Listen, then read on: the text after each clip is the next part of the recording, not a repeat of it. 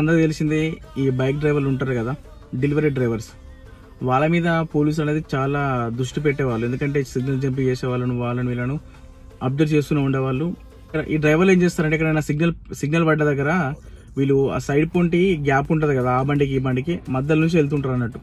అప్పుడు అక్కడ చిన్న చిన్న యాక్షన్లు అవుతుంటాయి. అందుకే స్టిక్ వార్నింగ్ ఇచ్చారు.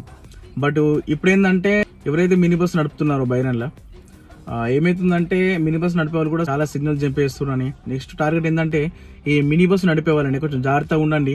ఇక్కడ సిగ్నల్ లేదు కానీ చెప్పి యూటర్న్ తీసుకుంటానుడు, సిగ్నల్ లేదు కానీ చెప్పి లెఫ్ట్ మలుగుతానుడు, అక్కడ ఎక్కడైతే మనకు అలౌడ్ లేదో అక్కడ నుంచి మనం టర్న్ చేసుడు కానీ యూటర్న్ తీసుకుని కానీ ఇవన్నీ చేయకండి. ఎందుకంటే ఇంతకుముందు లాగా బైరన్ల రూల్స్ అనేది అంత ఫ్రీగా లేవు.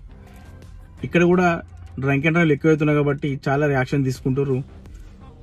ఇలాంటి ఎవరైనా చేసే ముందు ఆలోచించండి. ఒకసారి ఒక్క నిమిషం ఆలోచించి ఇంత లాంగ్ ఉన్నా సరే దూరం వెళ్ళి మలుపుకుంటారండి, యూటర్న్ చేసుకున్నారు.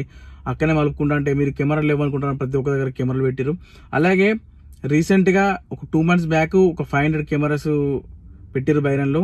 మళ్ళీ 2 days బ్యాక్ కూడా ఒక 500 కెమెరాస్ పెట్టారు.